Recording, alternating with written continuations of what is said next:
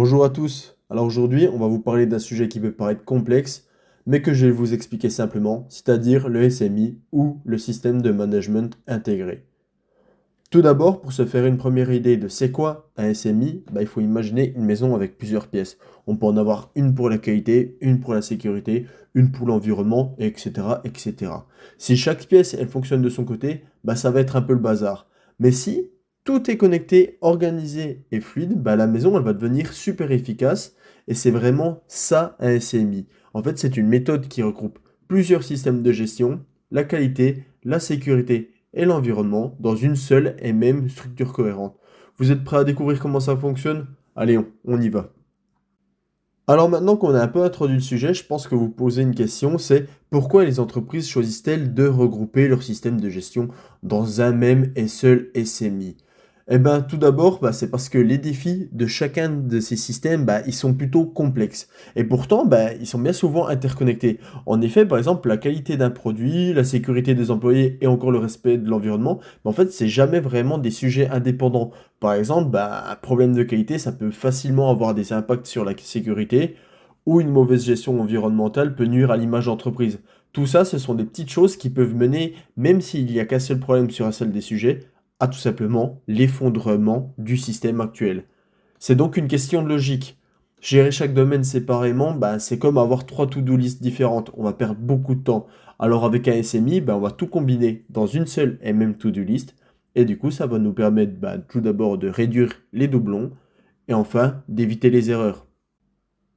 Enfin, c'est surtout une tendance qui est devenue nécessaire parce que comme vous avez pu le voir, on est dans un monde où les réglementations et les attentes des clients, elles vont devenir de plus en plus exigeantes. Du coup, le SMI, il va aider les entreprises à être beaucoup plus réactives envers ces attentes et surtout alignées en formant du coup un système qui va être efficace et à même de répondre à ces différentes attentes. En gros, c'est une manière de faire simple, efficace et organisée. Mais du coup, comment on met en place tout ça? Il faut savoir que toutes les entreprises sont différentes et, par conséquent, leurs pratiques ainsi que leur système de management intégré le sont également. Mettre en place un système de management intégré implique, comme son nom l'indique, d'intégrer plusieurs systèmes de management au sein d'une organisation. Pour réussir, voici les principales étapes à suivre. Premièrement, la direction doit définir des objectifs stratégiques alignés avec les normes de management pertinentes et allouer les ressources nécessaires à leur réalisation. Après, il faut analyser le contexte interne et externe de l'organisation pour identifier les défis et opportunités. Une analyse approfondie des parties prenantes de l'organisation est également essentielle afin d'aligner les objectifs du système de management intégré avec leurs attentes.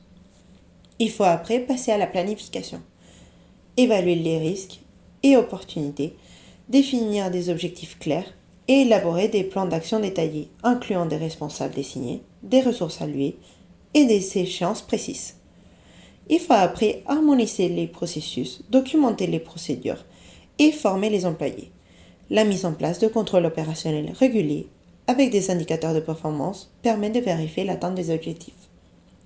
Finalement, il faut effectuer des audits réguliers et optimiser en continu grâce au cycle PDCA.